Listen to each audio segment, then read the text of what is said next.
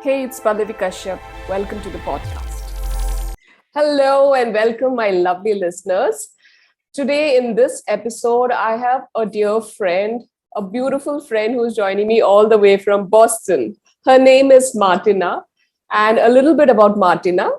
Martina is the creator of the neurovisibility method.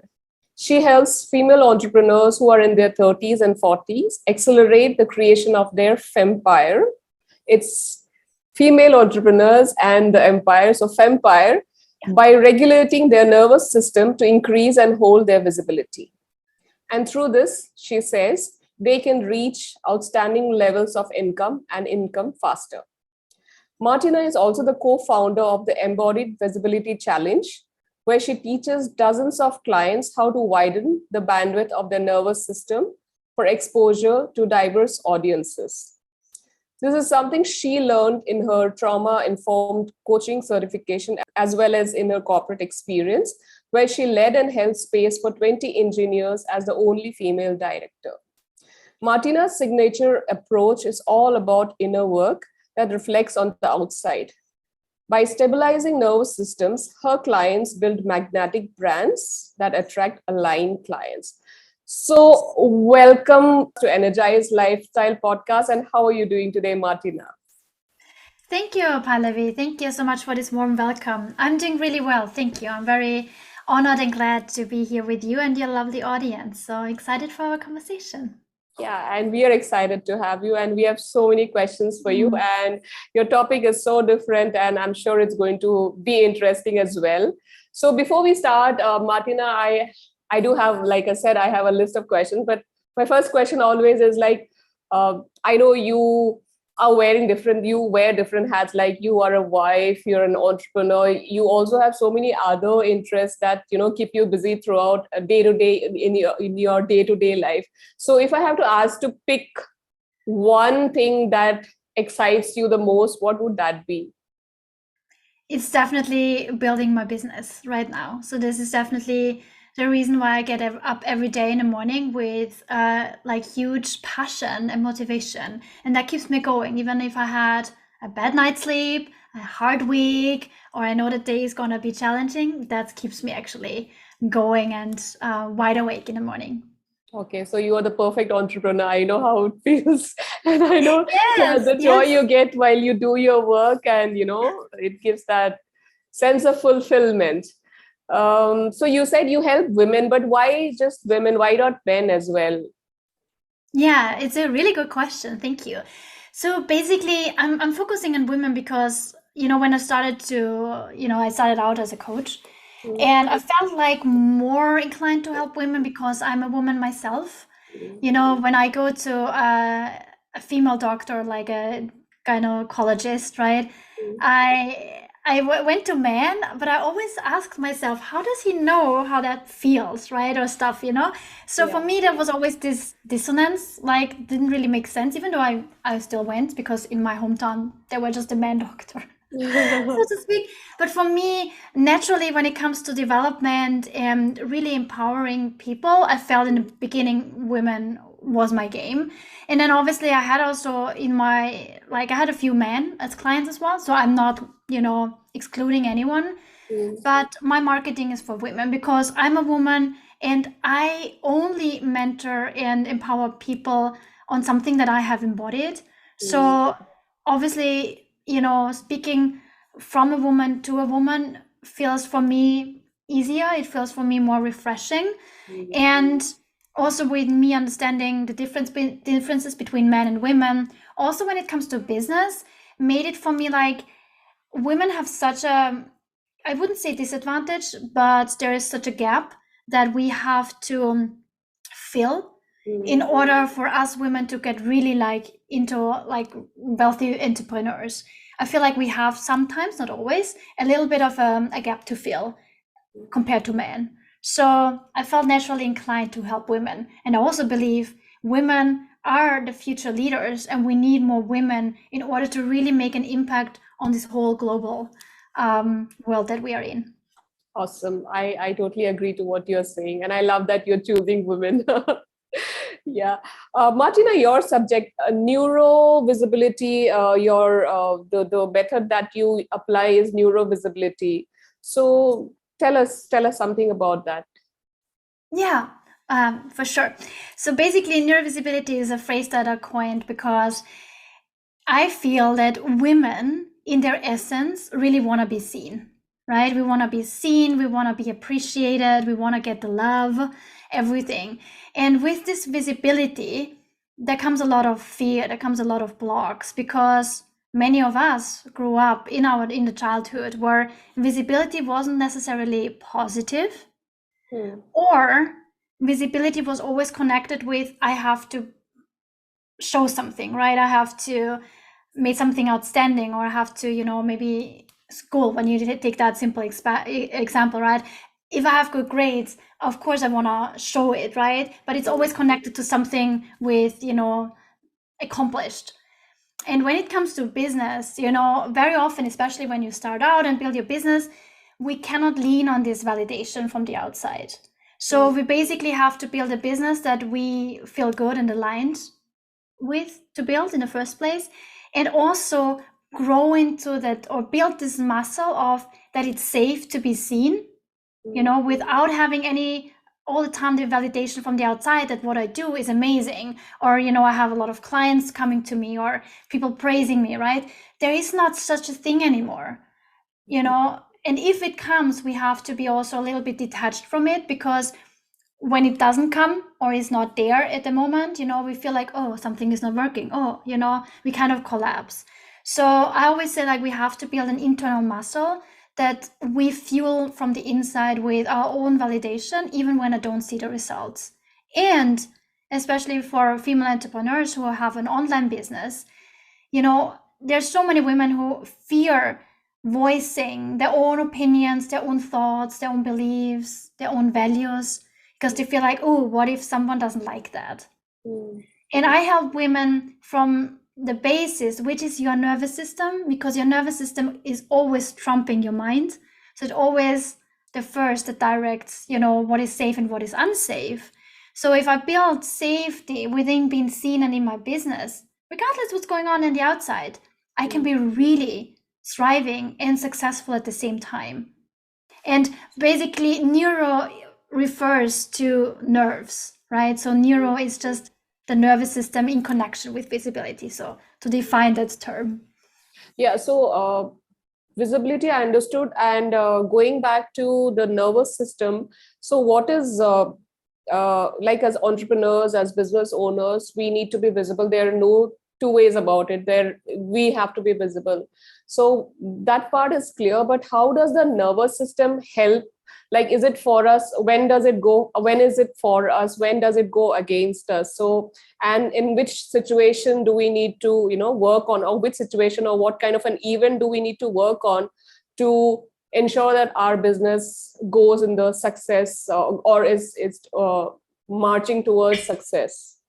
Yeah, that's a good question as well. So basically, your nervous system always works for you, right? It's not a separate entity that's our enemy. It's actually the one that does one thing. It keeps us safe. And the thing is that it sees things as a threat that are obviously not a threat cognitively. We understand, yeah, it's actually going on a live stream, nothing will happen to me, but there's all these psychological threats that our nervous system doesn't feel good in because of our past experiences.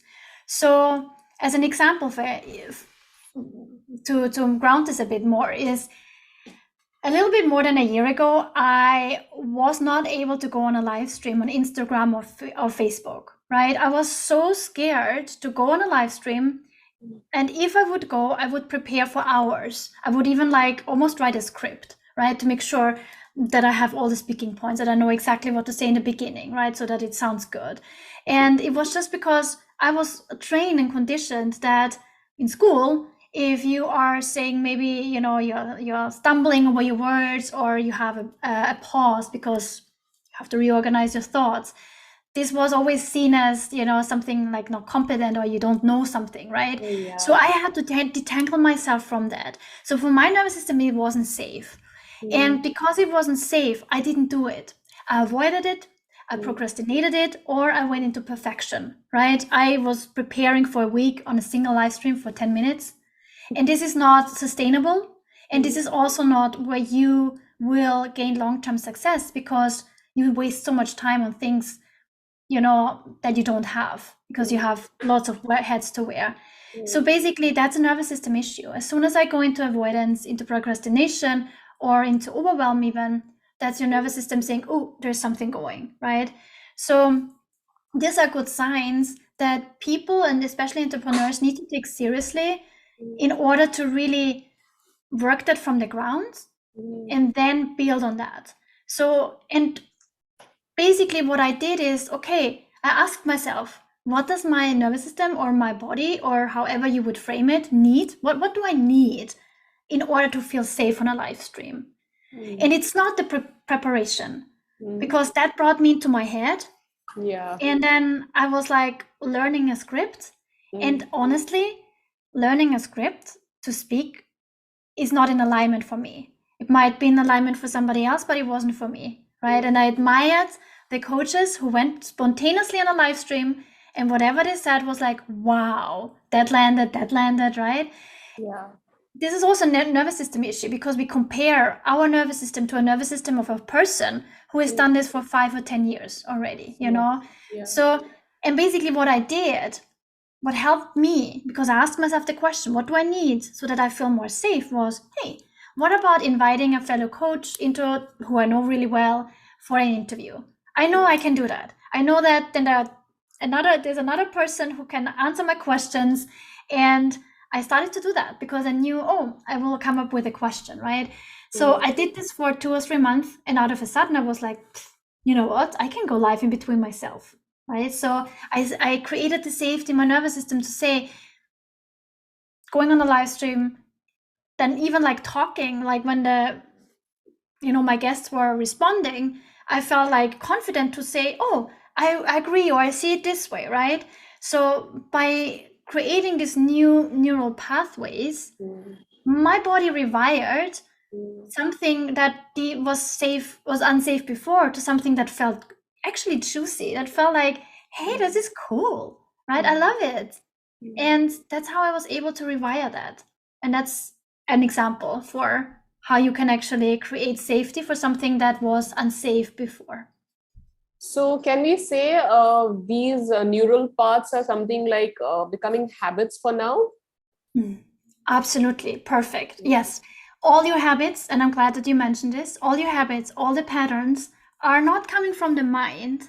It's actually something that you deeply, change within your nervous system. You kind of create a new bandwidth to do something on a regular, consistent basis. So a habit is absolutely something that is also really important for your nervous system, because it will resort to habits.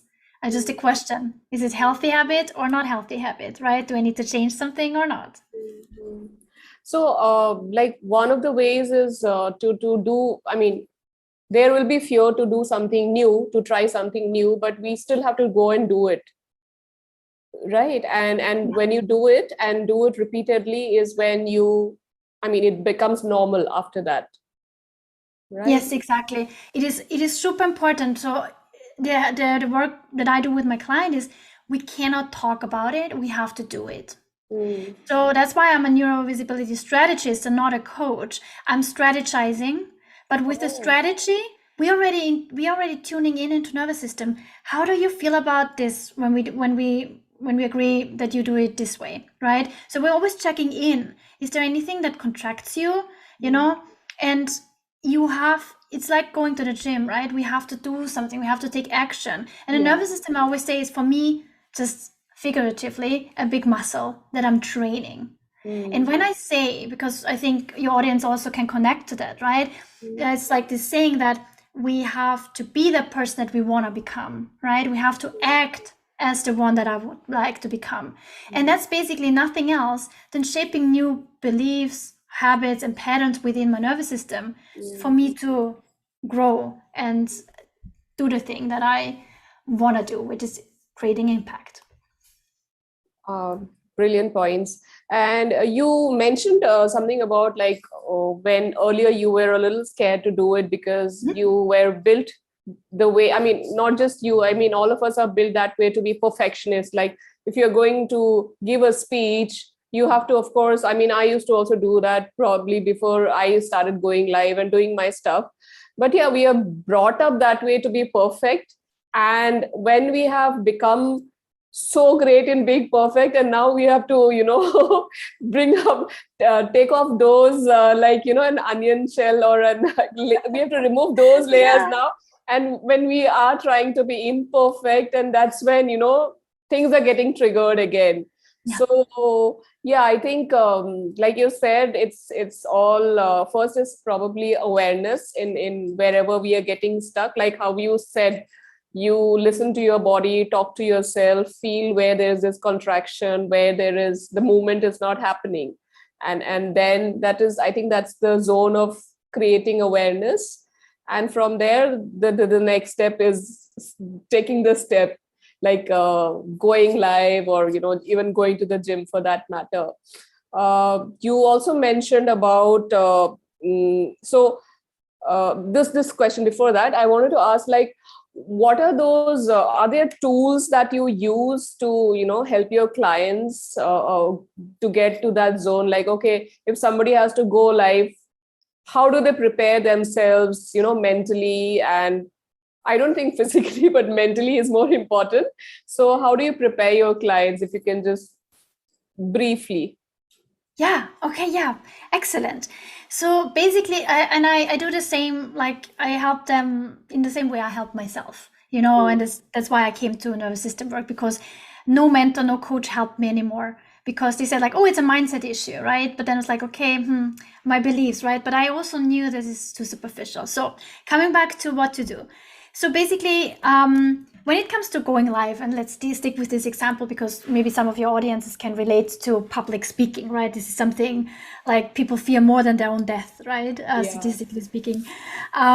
So basically, what I tell them is, for example, Instagram Live has this kind of where you can practice. So they have a mode where you can actually go live, but it's not going live on your Instagram feed. It's just live. You can actually also download it on your phone, and it's kind of a dry practice. So it will not be streamed, but you can like play around with the technicalities, right? Where's the end button? Can I change the filter? So you first of all, if they want to do this on Instagram, this is an option that I say, hey, do this a couple of times and get acquainted with the features. And another thing is to prepare is really telling yourself, okay, can I do half a minute or a minute? Can I say 2 or 3 talking points, that I don't have to write down, but I remember, you can do it in this way. Another thing is also to say, what do I actually, what is the goal with me going live, right? What is the thing that I want to bring across, again, with the points, but also being aware what's going on with you when you are going live, right? Am I actually, before I do it, what happens within my body, right? So I'm not like a big fan of this saying of like, feel the fear and do it anyway, because it's not very nervous system friendly. And we don't want to do something that isn't setting you up for success. It maybe sets you up for failure. So I would never say to a client, okay, now tomorrow you go live, you just play around a little bit in the Instagram app, and then you go live. I want to just understand what's going on, right? So we actually, before they go and do the live stream, we explore what's coming up, what is the contraction in the body, right? What is the sensation? And I bring a lot of compassion in. So I want to not only create the awareness for the client by slowing down, right? So the cool thing is that we can actually, by talking about it with them, the nervous system already doesn't really distinguish us whether we are really in a live stream or we're just talking about it. And this way, we slow down and get curious and aware. What is coming up for me? Where's the contraction, right? What's coming up? What's connected? Maybe a memory, right? A past memory. or whatever it is. We don't have to go into any past issues, but we just want to understand and see what's happening in the body. And then with self-compassion, by bringing that in, it really helps the client to, or the person to connect to themselves and seeing like, oh yeah, okay, I'm like, this is maybe my 6-year-old or whatever we do here, right? It's different from client to client, but it's definitely slowing down and just exploring somatically with the body what is happening. Yeah, I get your point. And to anybody who's listening and who also has this fear of going live, like how you also, Martina also mentioned, go live with a friend. I think I also did something similar, and that was my first live, and it was like I rocked that live. It was like I didn't feel it was a live. So one of my friend invited me, and so she had a quiz going on. Like she's going to ask 10 questions, and I have to answer. And Good. it was real fun, and it was like the first time I told her, hey, I don't know how to go live, I don't know which button to press, like she has to send me an invite and all that. And I was like totally clueless, but I came in, I just enjoyed. And yeah, so anybody who's listening, if you want to go live with all Martina's tips, and this tip probably you can just add on, you can just go live with your friend, any of your friend, and just try it once. Don't make it a very long live, just maybe for a minute, or even 30 seconds is good enough. So yeah, and once you do it, I think the first time will be a little difficult, or a little scary, because you're entering an unknown zone. But once you do it, you'll be like, oh, it's easy. Yes, exactly. And that's how I did it. I did it with somebody else that I knew. So your nervous system feels safe because there's co-regulation going on as well, right? If there's somebody, I mean, I wouldn't go live with somebody who is also scared or going for the first time live. I would go with somebody who has done this a couple of times and who has fun with that, because that's actually then the energy that you are like connecting to as well. And the cool thing is, if you go live, first of all, you don't have to keep it, right? So if you tell afterwards, like, oh, I don't like it, you can take it off your feed. Yeah. And I also advise my clients to at least download it and watch it and find one thing, minimum one thing that you genuinely liked. That is difficult, because we It always is. look at the Exactly. flaws. Yeah. Exactly. And if the client can't do that, because it's like, I can't do that, it sucked, everything sucked, I was like, we watch it together, and then we talk about it, and if they still cannot connect, I will tell them, because if they are too critical, they are so much in their protection, where they feel like everything is just a mess, I'll tell them what I liked, and I'll do this from such a genuine place, with a nervous system that is deeply regulated and so like in expansion, that they feel that.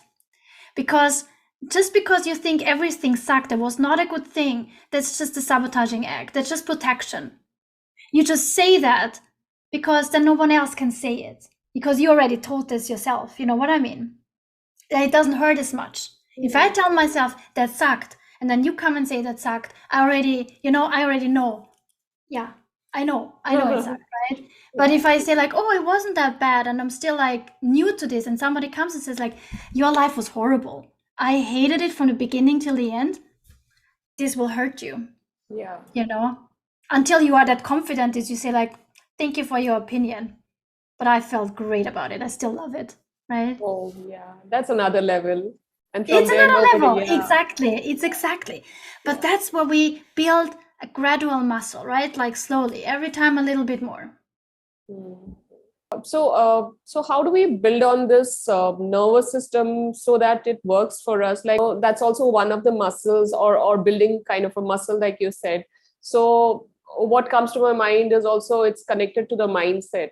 So, and when I talk about mindset, the first thing that comes to me, like I practice meditation, so meditation helps me calm down, helps me focus, Yes. reorganize my thoughts. So what are those practices that you do and you teach and help your clients with?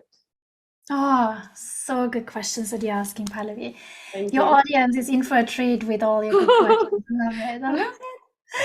Yeah. So, basically, the foundation here as well for a regulated nervous system and to really rewire yourself sustainably is to really be self-compassion. And this is so challenging because this is something that has been taken away from us. Or maybe we never even connected to it because no one really showed us that that is exactly what we need. So we actually kind of live with this inner critic. And this inner critic gets stronger and stronger the more we advance in life, the older we get. And we have to dismantle this inner critic, but not with force, not with, kind of resistance, but with just being curious. And mindfulness is so important. I mean, you said you're doing, like, you meditate, right? So for everybody in the audience, where they feel like, oh, meditation is something that really helps me, perfect. Do that, right? Find all the ways. There's yoga, there's breath work, there's so many things. Your audience for sure knows a lot about this. And I also have to say that if that doesn't really help, like, where I feel this is, because for a lot of people, meditation is something that makes them even more agitated, right? It makes them even more unsafe. So it's really bringing, like, being more mindful about what's going on inside of you and creating a little bit distance from the thoughts and beliefs. So we all know that a thought really becomes hurtful when we buy into it, when we fully take it like one-to-one, right? When it's like, that's exactly it. And self-compassion is such a wonderful medicine because I start to become a friend that you usually are to all the people outside, right? But not to yourself. So we actually take the energy instead of outward, where I'm a friend and a good person to everybody else and kind to everybody else around me, back inside of me. It doesn't mean I'm not kind anymore to others, but I feel like, okay, I just messed something up. Yeah, this happens, right? It's like, what's going on inside of me? Is this, this inner critic trying to kind of decrease the volume, but not with force. But I do it usually with gratitude. It's like, thank you. Even if my voice in the beginning was really harsh, the words that my inner critic used is something that I wouldn't even able to say here on the podcast, right? Because it's like horrible how I talk to myself. And I thought that this is the only way how I get better.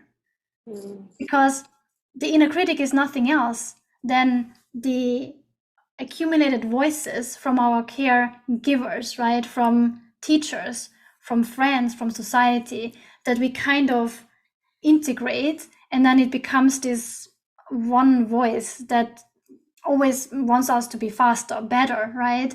More perfect. But if we take a step back and we say, like, oh yeah, I don't have to be perfect, and just like understanding what are my true values, what are my needs. If I understand a little bit the compasses, right? My values are like my northern stars. Then I know if for example, my value is growth. And with growth, a lot of messiness comes in, because whatever I do in my business is often a failure. It often just doesn't work. And instead of me bashing myself and say, like, oh my God, this is embarrassing, or what are people thinking? I'm just like, I tried. I tested this out. It didn't work. What is another way? How can I do it? I don't spend so much time at all, telling myself what a loser I am. I'm just like, okay, that comes with my value. Yeah. I think the only way to success is through mistakes. If you don't attempt to do it, then how are you going to even know what works, what doesn't work? Exactly. Yeah. So coming back to compassion, compassion that you were explaining, I had this question myself. Like, I've been listening to this topic or these two words, loving yourself. Is it the same as self compassion? Is it the same, or they're like cousins? Yeah, I would say like they are intertwined for sure. Yeah, absolutely. So self-compassion is actually, a step to get to loving yourself. Okay. And what It, exactly is like, if I have to explain somebody loving yourself, like what exactly is it? Can you explain in, because I myself personally, I've been looking for this answer. about what exactly is, what is the correct way to say that you're loving yourself well? Yeah, a really good question. For me, the definition for loving myself is just accepting my humanness, messiness. Hmm. Hmm. Because I tell myself I'm a human and I'm a mess. Hmm. Even if outside it looks all like more like all together, right? But I'm still navigating the life, right? I'm navigating the ups and downs of life. We have all like days where we feel great, expansive, and we have days where we contracted because just life is hard, right? We have to navigate pain. Pain is inevitable, right? So for me, loving myself is accepting myself for who I am in this very moment, right? And I want to make sure that I am loving my past version as much as I love my future version, because we are so much into the future, right? But I also want to acknowledge my past version, let's say yesterday, where I made maybe a mistake, to say, I did the best I could in that situation. Obviously, now in this moment, I can say that was maybe not the right way how to do things. But I do this I just acknowledge myself over and over again. Hey, you were doing so much. You are navigating life, the roller coaster of life. And it's, I just accept myself for this. I accept myself that I go on a live stream, or I gave somebody advice, and in hindsight, it wasn't the best advice, maybe. So I just sit with myself and just like, it's okay. I accept it. I really have accepted, and I forgive myself, for past decisions. I don't hang Good one. on to anything. Yeah, good one. So both in good as well as in bad. So embrace yourself or love yourself. So, but yeah, both in good and bad. Exactly. So in both, it's also important to celebrate and to really slow down and say, hey, well done, amazing.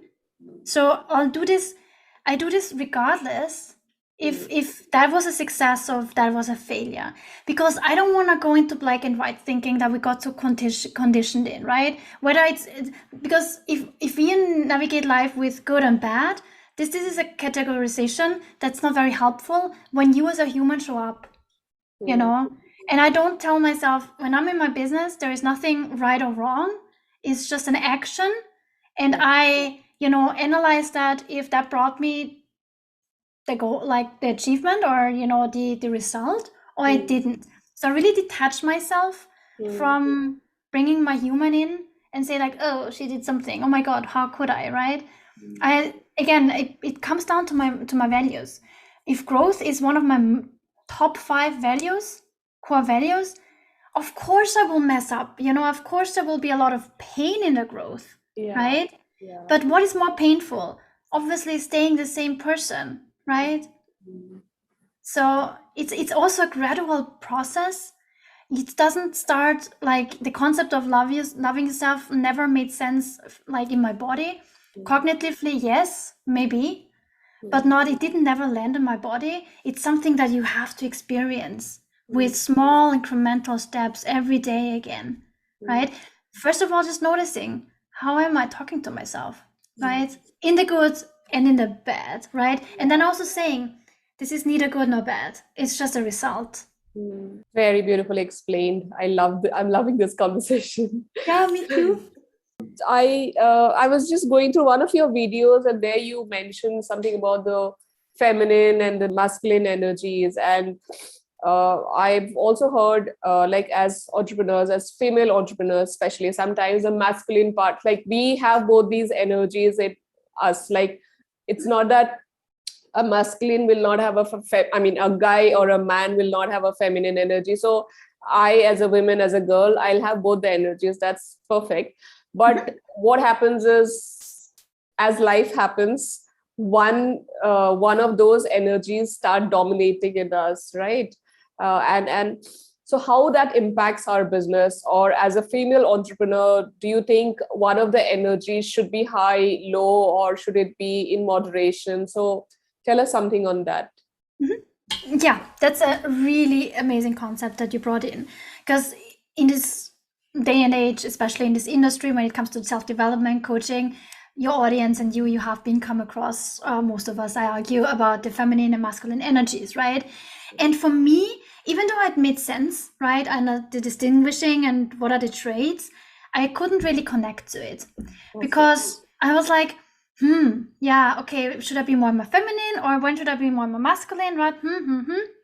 And then when I started to discover nervous system, I understood and made my own point of view when it came to connecting to these energies. Because as you beautifully said, we have masculine and feminine energy within us, no matter what gender we are, right? Absolutely. So for me, it came to the hierarchy that we have within our nervous system. So we have this ventral energy, which is on the top of the hierarchy, which is the state where we are connected. For example, you told me you're loving this conversation. So we are both not in a state of fight or flight, but we are connected, right? We are in this ventral energy. And then the next step would be fight and flight. And then there's freeze on the bottom. So, and in the end of the day, so this fight and flight is a sympathetic nervous system. So this is one branch of the nervous system that helps us to be mobilized, right? That helps us to get into action. So, and how I see the whole thing is that we have to, obviously we need both. We need the connection, right? The state of where we are like in peace, where we are connected, where everything is just flowing. But we also need a bit of sympathetic activation to really, that our like blood is pumping and, going into all our limbs and we are like taking action, physical action. But what I see is that we are too much in this activation in this society nowadays, right? It's all about result, all about doing, like the very masculine approach to it. So I see that the sympathetic activation, fight or flight, doesn't matter, is much of a masculine thing. And the feminine is more the one that is more in the connected, where you feel like I don't have to do anything. I just feel good right now as I am, right? I don't feel like I need to do anything more. I can just call it a day, stop working on my laptop and just enjoying whatever I want to enjoy, a cup of tea, cuddling with my pets, with my husband or whoever else, right? That's then when you get more into your feminine. That's where you're slowing down. Because very often coaches told me, surrender to your feminine.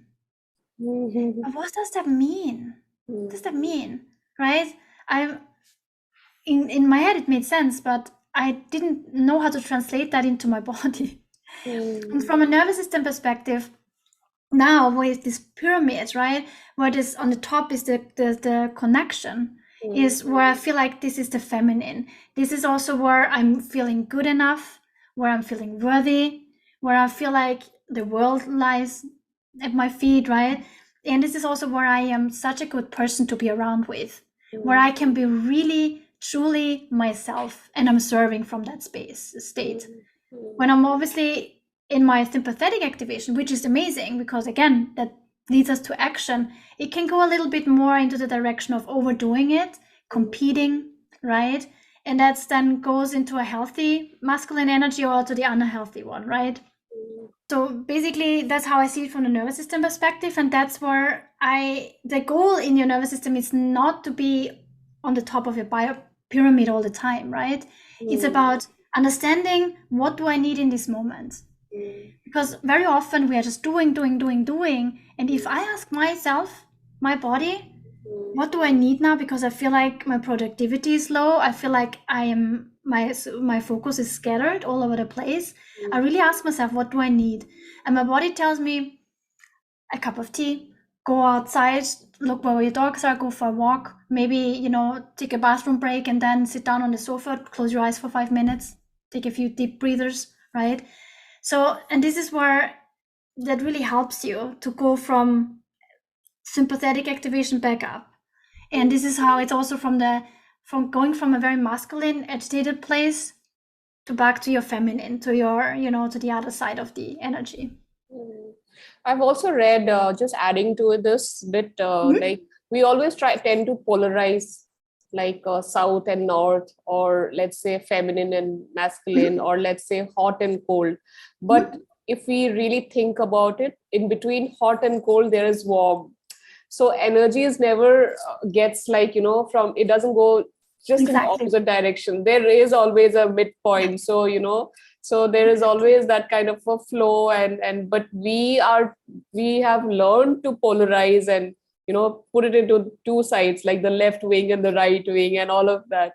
But yeah, there is a midpoint and there is a connection. So again, coming back to this masculine and feminine energies, I mean, yeah, you spoke from the nervous system point of view. That's interesting. That's like a new thing for me, and I learned it today from you. Different coaches have different ways to explain it. That's also another thing to look at. You never know who's really understood it, applied it, and then saying it out of experience, because you also know how many coaches are there out there, and how many of the coaches are just, they learn it from somewhere and they just Yeah. kind of vomit it next, so Yeah, yeah, the regurgitation. Yeah, yeah, absolutely. yeah, Yeah. so, And it's super important. And I love that you said like the North and South Pole, because when it comes to relationships, right? Be it with your clients or with your wife or husband, right? Whoever or your children, you know, no, maybe not as much. Yeah. But let's say like with romantic relationships, to stay with that when it comes to feminine and masculine energy, because you mentioned female entrepreneurs, right? So very often, when we are done with our work for today, we go into back to our relationships, right? And then we are still so much in our activation, so much in our sympathetic activation. And then if you have a husband at home or vice versa, wife, right? It's just like there needs to be a polarizing energy there, because if we're both in our masculine, especially I noticed that with me and my husband, right? If I was too much in my masculine, there was just I felt resentful. I felt like unfulfilled in the relationship. But right. no wonder, because I try to be the masculine force also in our relationship. And that's where I learned, when I'm done with my business, my husband comes home from work, I, you know, ground myself and do what I know helps our relationship to be a good relationship, good marriage. So it's different for everybody depending on, because we can also be a very masculine woman being with a very feminine man. That works perfectly. But I see a lot of women who are so much in their masculine and then being super resentful in the marriage or relationship, because they feel like there's no spark, right? It's just Yeah. boring, or it's just like whatever, right? So yeah. Yeah, so female entrepreneurs, watch out. You need to also learn and understand about energies. Yeah. Yeah. So I have this question, Martina, on success, like being a female and entrepreneur and also having, a household to run. If I have to ask what success means to you, how would you define that? I mean, your perspective, it need not be like, how everybody thinks or understands or explains about success. For you, what is success? For me, success is when I tune into my heart and I feel the vibrancy of it. And when I feel the vibrancy of my heart, what that means to me is like I feel like passion. I feel I'm fulfilled. I feel like I've got this. I feel like I can see where I'm headed, right? So my heart, when it's vibrant, because for women, the first thing that women close very often is their heart and their throat in terms of protection. We know when you think about chakras as well. And a lot of women have a closed heart due to many scars Failed of their own. relationship. Exactly. I used to And be there as well. yeah, and I mean, me too. I Yeah. had my throat and my heart closed. So if you ask me what is success, is for me if I tune in, every day and I feel my heart is rejoicing, and maybe not because I did something all extra, like I had an amazing successful week, but just because I love myself, I feel like, I'm grateful for my life. So gratitude is always that comes with the vibrancy of my heart. And as soon as I have the vibrancy, I feel it in my heart, and I feel the gratitude that comes. I'm success. This is ticked off Yeah, success I there, know, I right? know. I get your point. Yeah. It's the Uh, best feeling you cannot buy, and you cannot get it from an external result necessarily, because then it's anyway just like you know the difference, right? So this is something where you just lean back and say like, wow, I'm fucking grateful for this life, I'm for myself or whatever. So Yeah. it's this is my heart. Yeah, it's so interesting, when I listen to different people, Yeah. and not two people have given me the same definition, and it's in a way, I am growing, learning from every guest that I interview, and it's beautiful because like how we have been taught to box ourselves, like, oh, you should like this, you're this Mhm. person. So, we are flowing, Totally. so it's Yeah. it's really beautiful to listen to different people, and Yeah. everybody's definition is perfect, and in their own way it is, and when you compile and listen to all of it, it's like they will not sound like the ones you read in books. This is success is when you know what it is in the real life, right? So it's beautiful. So yeah, thank you so much for your answer on this as Pallavi, well. what is yours? What is your definition of success, if I may ask? I think daily waking up grateful, doing the stuff that I like, Hmm. enjoying every activity that I do, and by Hmm. the end of the day, feeling fulfilled, feeling happy about the entire day, and sleeping with a prayer that, thank you, God, for guiding me. Thank you, universe, for guiding me. Oh, And just with a prayer, and so, and I also, with this prayer, I'm being grateful, and I also say, please help me and guide me in my, in the future. So I'm also protecting myself in the future. So I'm grateful for what I have now, and I'm also creating something, which will be yeah. beautiful for the future as well. I love So it. yeah. Yeah, thank you.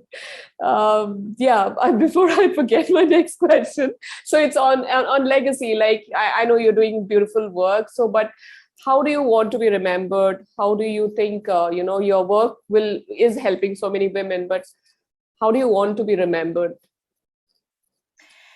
I want us to be remembered as this person that when they are with me, they understand what self-love really is Hmm. without having to cognitively think about it. True, true, true. This is Interesting. actually how I want to be remembered. People telling me, hey, when I was with her, I felt so connected to myself, and suddenly I just, loved myself and accepted myself just because Mm. I was in this energy. That's what I want. Yeah, beautiful.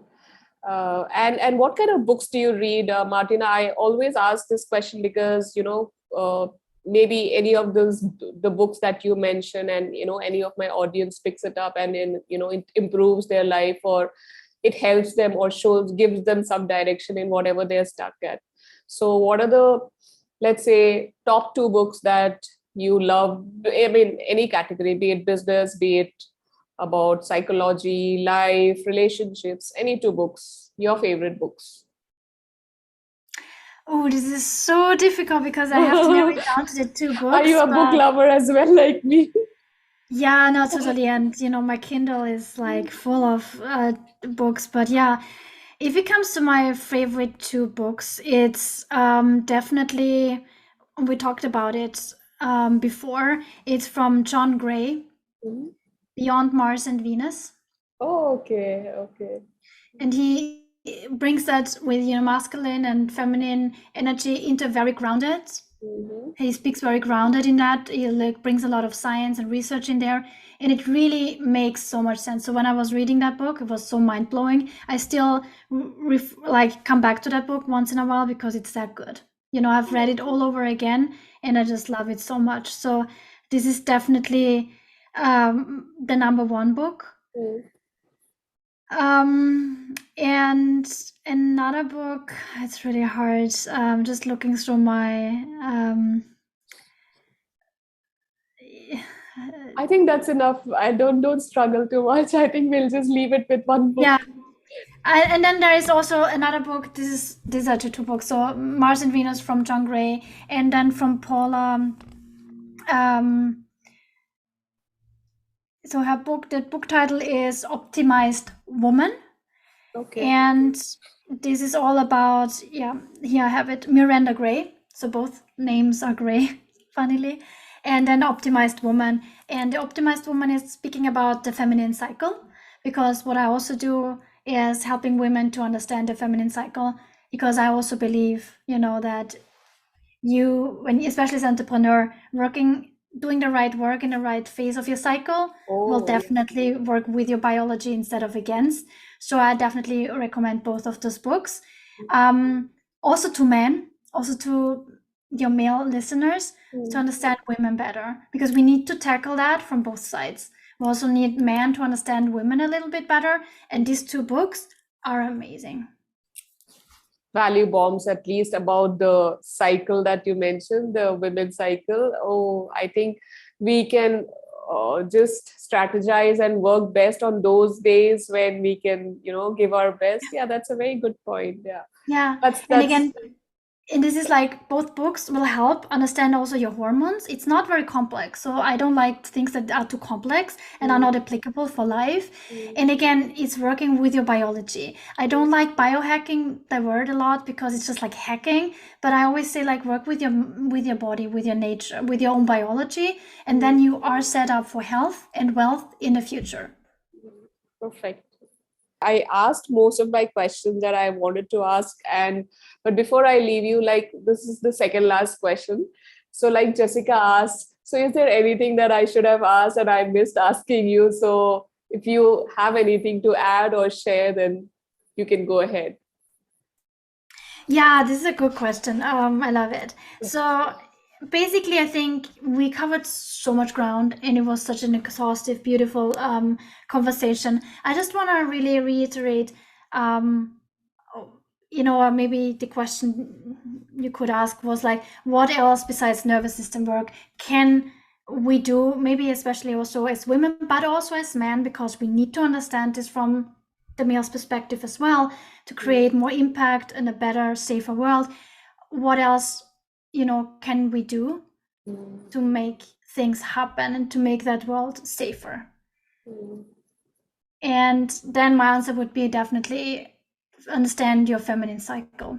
Even if you are like in your menopause, or maybe you are very irregular. For some women, they don't have one, right? It doesn't matter. But we are still, as women, we have an infradian rhythm, which means we run on a 28 plus minus, days of a cycle.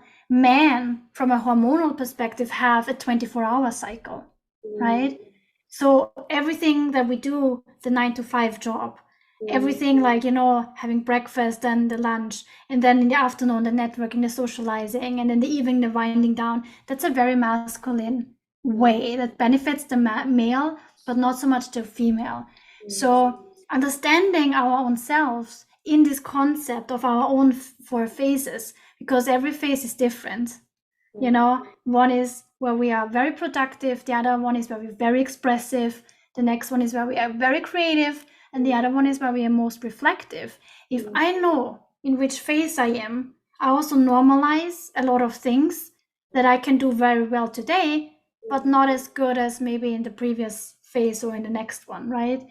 So, and this is super important also for men to understand, so that they can become better fathers, better husbands, better co-workers, and better bosses. So we need to tackle it from both sides. Yeah, thank you so much for bringing this up. It's like a value add, and I love this kind of conversations, because as businesses we always look at profits and always look at focus on sales, and we always look at certain things, and like how you have brought this whole thing together. Like, if you're running a business, the human, you are running the business, and you as a human being, a female, there are certain other things that also impact you.